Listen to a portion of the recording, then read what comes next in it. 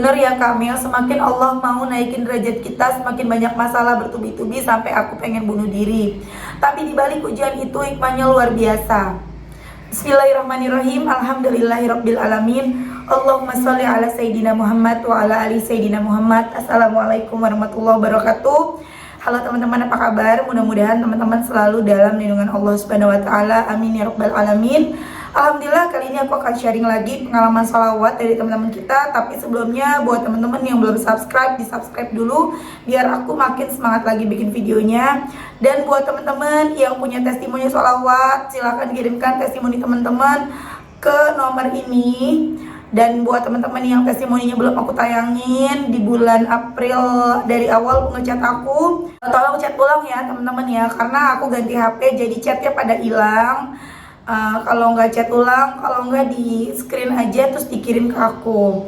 Nah, buat teman-teman yang punya Instagram maupun TikTok, jangan lupa follow Instagram dan TikTok aku, Meliza Anelia. Buat yang belum punya buku ini, jangan pernah lelah, ada nikmati setiap sholawat. Insya Allah bisa nambah semangat kita dalam bersholawat. Di sini juga ada tips dalam tips istiqomah sholawat gitu ya.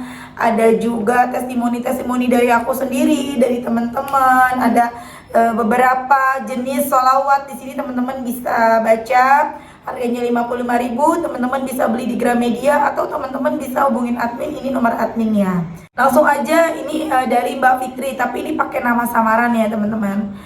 Assalamualaikum Kak Mel. Waalaikumsalam Kak Mel, aku ada testimoni sholawat. Sebelumnya perkenalkan, aku Fitri dari Bandung. Aku yakin banget ini semua jalan dari Allah saat dilanda banyak masalah dan utang.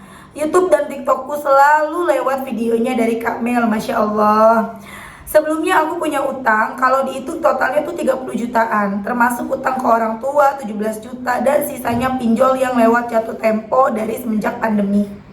Utang aku segitu banyaknya, aku bohong sama orang tua, pinjam uang alasan untuk modal, dan aku selalu bilang ke orang tua kalau aku punya omset yang gede alias puluhan juta.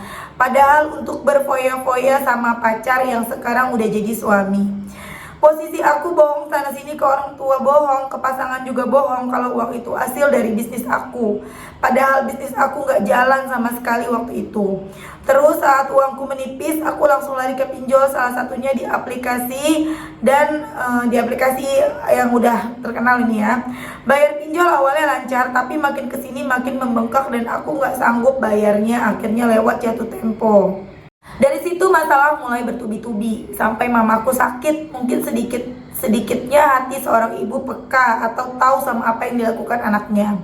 Aku merasa salah terus-terusan bohong ke orang tua dan pasangan sampai akhirnya aku mau nikah dan rencana pakai uang yang aku pinjam dari orang tua. Aku nggak sanggup ya Allah waktu di posisi itu karena uangnya nggak ada, rasanya kayak disambar petir. Belum lagi semua DC pinjol neror aku. Gak tenang banget hidupku. Aku takut banget buat jujur dan terbuka sama orang tua. Hari demi hari aku jalanin dengan penuh rasa takut didatengin DC. Belum lagi rizkiku dirasa makin sulit. Sampai akhirnya aku ketemu Viti Kak Mel dan TikTok. Aku mulai memperbaiki sholat. Di TikTok aku mulai memperbaiki sholat, banyak istighfar dan banyak sholawat. Semenjak itu hati aku merasa tenang dan aku ikhlas menerima segala konsekuensinya, karena suatu saat kebohonganku pasti terbongkar. Pas awal bulan Desember 2021, salah satu DC dari pinjol mau datang ke rumah. Duar kayak dibom, langsung keringet dingin. Soalnya DC nge-WA kalau besok pagi mau datang ke rumah. Aku panik banget, mama lagi sakit dan gak tahu apa malamnya. Aku maksa ke orang tua pinjam uang alasan buat inilah istilahnya, sampai mama gak tidur kepikiran posisi orang tua lagi gak punya uang. Sampai akhirnya orang tua sanggup mau pinjam ke saudara. Aku nggak berhenti sholawat walaupun hati ngerasa sakit karena lihat orang tua demi anaknya. Tapi aku sebagai anak malah dosa besar udah bohongin mereka.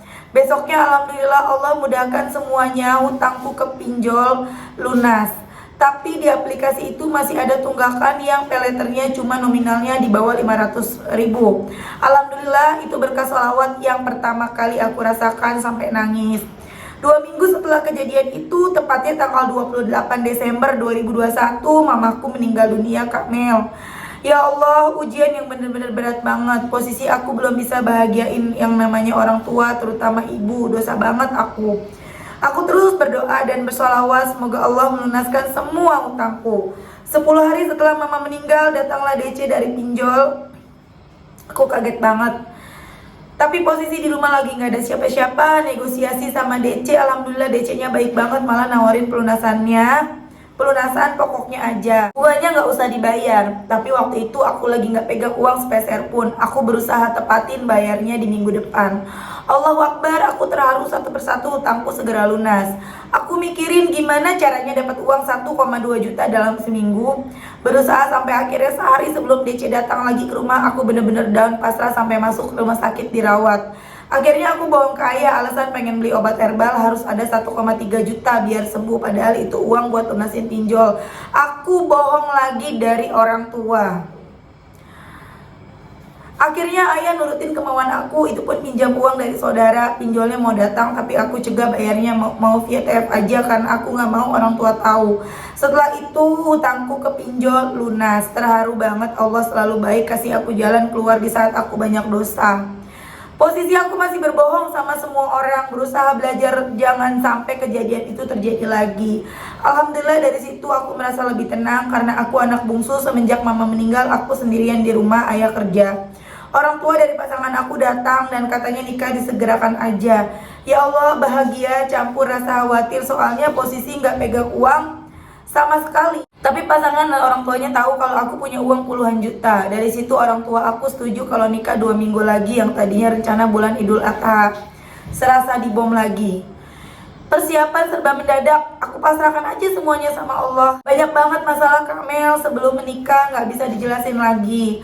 Aku cuma bisa nangis dan nangis, soalnya ayahku juga percaya kalau aku punya banyak uang. Jadi biaya nikah semuanya dari aku bingung banget uang dari mana. Waktu semakin mepet, akhirnya aku booking salah satu tukang rias. Posisi gak ada uang, tapi aku beraniin diri aja. Masalah di keluargaku terus bertubi-tubi sampai pengen banget bunuh diri, berantem sama kakak, berantem sama ayah karena mereka bilang aku bohong gak ada uang. Kalau tahu gak ada gak akan sanggupin nikah 2 minggu lagi. Tapi aku keke uang ada tapi gak mau pakai uang dari aku. Masa kakak aja semuanya ditanggung ayah, pastikan aku enggak. Udah gitu dari pasangan maksa dan percaya aku bisa bawa uang buat dekorasi plus hiasnya. Ayo katanya mau diantar ke bank, aku gak bisa nolak. Ke bank lah hari itu tapi keringet dingin di ATM ku kosong gak ada uang. Akhirnya aku pingsan sepanjang jalan. Udah itu aku dibawa ke rumah calon suami, semua keluarganya nangis lihat kondisi aku. Dan akhirnya mereka bilang ya udah nikahnya di sini aja. Aku jangan mikirin apa-apa, tapi tetap dekorasi dan rias dari aku. Aku terus salawat semoga ada jalan keluar yang terbaik. Malamnya aku bilang ke ayah, pihak keluargaku nggak setuju. Tapi aku terus maksa ke ayah, mohon nikahnya di rumah cowok aja nggak apa-apa.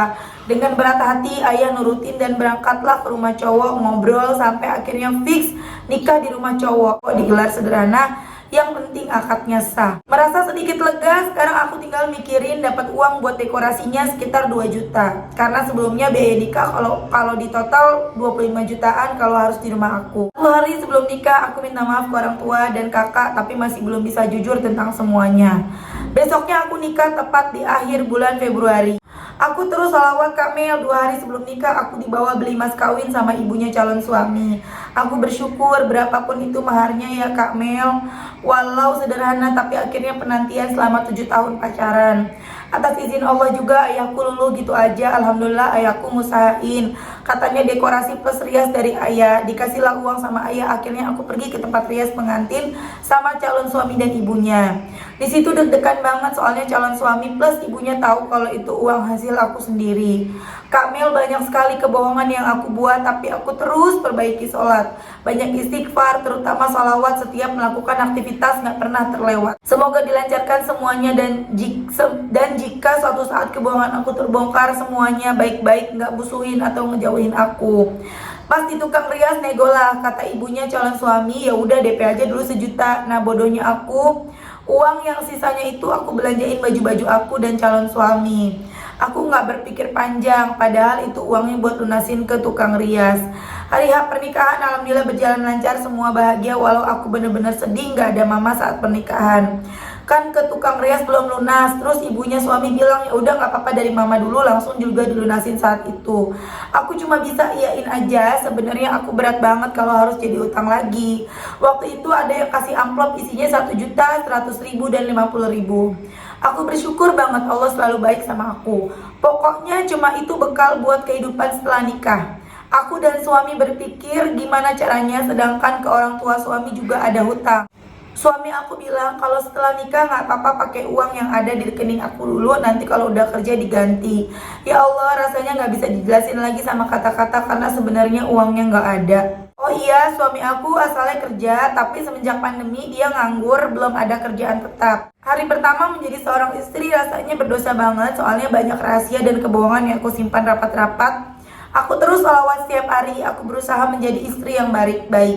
Hari demi hari aku jalani, dari pas pertama nikah aku langsung stay di rumah suami plus orang tuanya. Kebetulan rumahnya besar jadi ada ruang buat aku. Aku terus sholawat semoga Allah kasih jalan keluar yang terbaik. Setelah uang yang dari amplop itu habis, suami nyuruh aku pergi ke bank buat ambil uang. Aku selalu cari alasan, ya Allah gimana ini sedangkan ATM aja kosong. Di situ aku mulai bohong lagi, alasan mau ke rumah ayah dan diam-diam jual mas kawin. Rasanya sedih banget, biar gak curiga aku bilang kalau cincin ketinggalan di rumah ayah. Suami percaya gitu aja, karena suami aku taunya kalau aku ambil uang dari ATM atau bank. Hasil dari jual mas kawin dapatlah 1 juta. Cukup untuk keperluan selama 2 minggu ke depan. Sakit rasanya Kak Mel, aku terus-terusan bohong. Mana hutang banyak, posisi dipendam sendiri, gak ada orang yang tahu. Orang lain taunya aku bahagia, gak ada beban apapun. Dari situ mulailah keluarga suami curiga, kok aku gak pakai cincin. Terus orang tua suami ngomongin aku di belakang, katanya cincinnya kemana. Tapi suami gak curiga, dia percaya dan bilang ke orang tuanya kalau cincinnya ketinggalan di rumah ayahku. Setelah itu uang mulai habis lagi, aku masih menggunakan alasan pengen ke rumah ayah. Aku dianterin ke rumah ayah terus, suami pulang lagi dan jemput aku sore hari. Di balik itu aku bawa surat emas diam-diam lagi dan jual kalung harga 2 juta lebih. Nah yang sejutanya aku beliin lagi kalung plus cincin yang sama persis tapi dari emas muda biar suami gak curiga.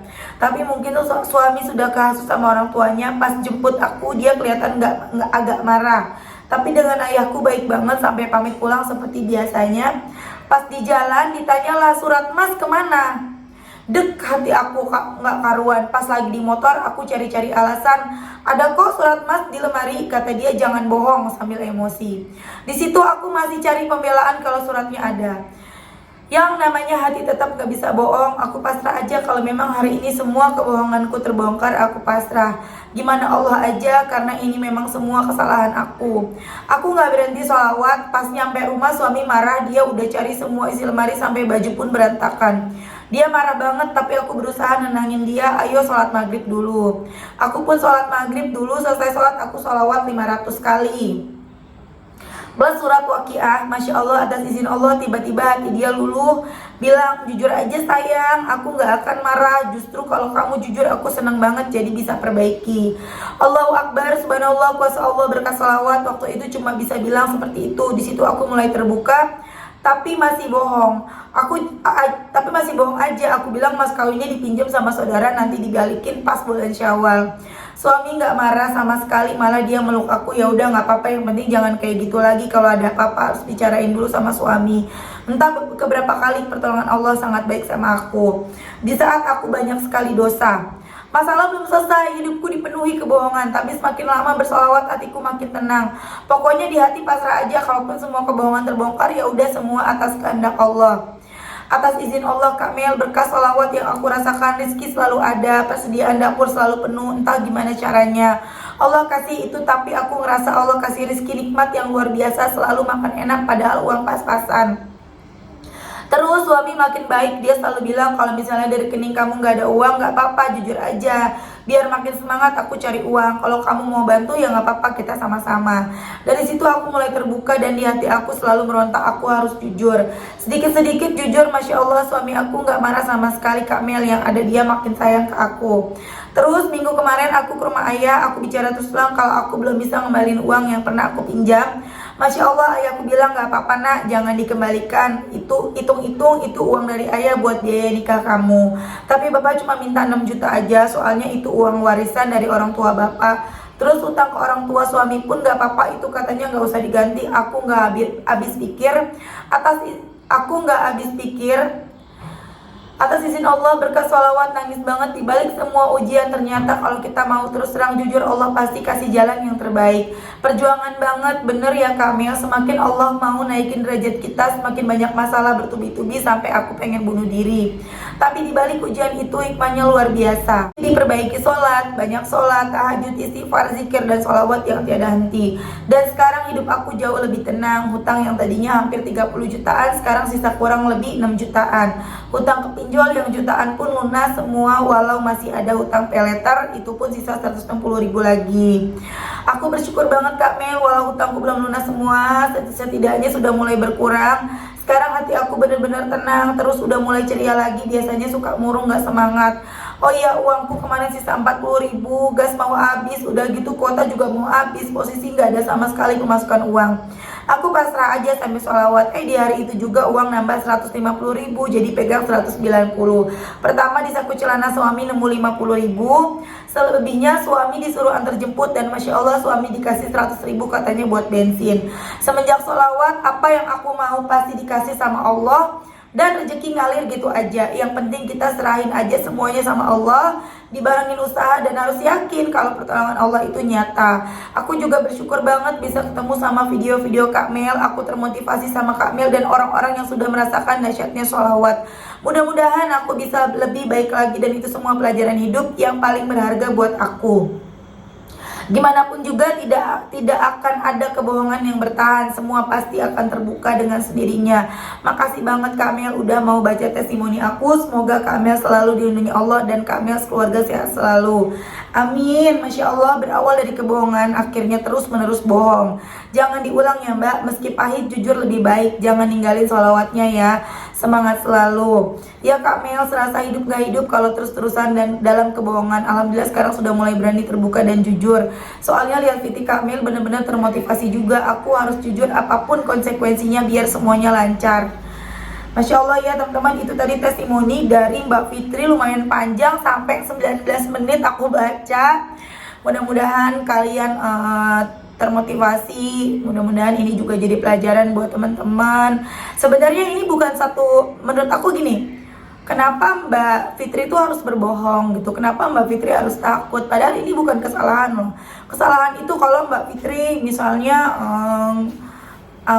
misalnya mencuri gitu ya, atau selingkuh misalnya, jadi takut ketahuan gitu, diancam segala macam sama selingkuhannya untuk kasih uang terus misalnya gitu ya. Tapi ini benar-benar berhutang itu ya untuk biaya pernikahan gitu. Padahal maaf ya, aku nggak tahu, mungkin adatnya beda. Setahu aku kalau biaya pernikahan itu kan dari suami ya, atau paling nggak kita sama-sama patungan. Tapi ini kayak Mbak Fitri tuh kayak merasa semuanya harus ditanggung sendiri, semuanya harus ada gitu ya. Padahal aku yakin kalau misalnya Mbak Fitri itu mau jujur nomor satu jujur ke orang tua, jujur ke suami, atau ke suami dia, ke calon suaminya, insya Allah mereka akan mengerti. Bahkan mungkin keluarga suaminya bantu, ayah juga bantu, dan pada akhirnya memang semua bantu ya. Cuma kan jadi stres sendiri dengan kebohongan, walaupun terbantu tapi kan stres. Jangan dibiasain ya Mbak, teman-teman, jangan biasain, karena ketika kita sudah terbiasa berbohong, kita akan selamanya menjadi pembohong. Jangan sampai, walaupun bohong itu untuk kebaikan, sebaiknya jangan. Lebih baik kita jujur, walaupun menyakitkan, walaupun jujur itu bikin kita tuh bakalan dibenci orang, bakalan gak disukai. Udah jujur aja gitu loh. Insya Allah Allah bantu kita kok selama kita itu baik. Apalagi udah sholawatan. Alhamdulillah loh, dibalik kebohongan demi kebohongan yang dilakukan oleh Mbak Fitri, Allah baik banget. Allah tetap mau bantu Mbak Fitri sampai akhirnya utangnya yang di total sampai 30 juta, akhirnya sekarang tinggal 6 juta aja, itu pun utang ke bapaknya. Mudah-mudahan Allah mudahkan ya Mbak. Saran aku ke Mbak Fitri, jujur ke suami sejujur-jujurnya dari awal. Ya insya Allah suami mau nerima kok, suaminya juga baik. Jadi suaminya juga semangat untuk cari rezekinya. Bahkan mungkin nanti akan makin semangat lagi ibadah suaminya. Jadi jujur ke suami, sebenarnya aku tuh gak ada uang. Sebenarnya selama ini tuh aku pinjol. Sebenarnya aku selama ini begini. Sebenarnya aku gini. Insya Allah suami akan mengerti. Karena itu bukan suatu kesalahan yang kesalahan yang fatal gitu. Kayak misalnya ngelakuin hal-hal yang tadi aku sebutkan yang kayak misalnya selingkuh atau mencuri atau apa. Ini kan berbohong sebenarnya karena kepengen nyenengin banyak orang, berbohong karena kepengen dilihat sama orang lain tuh, tidak sama keluarga tuh nggak nyusahin lah. Aku lihat di sini Mbak Vivi tuh kepengen nggak kelihatan nyusahin gitu ya, tapi Mbak jangan ya, nanti stres sendiri. Oke teman-teman, terima kasih udah nonton, mudah-mudahan bermanfaat dan jadi motivasi buat teman-teman. Kita doakan semoga Mbak Fitri dilancarkan rezekinya buat segera lunasin utang yang 6 jutanya ke ayahnya, dimudahkan semuanya, dikabulkan doa-doanya, amin, dan bisa segera memiliki keturunan, amin. Assalamualaikum warahmatullahi wabarakatuh.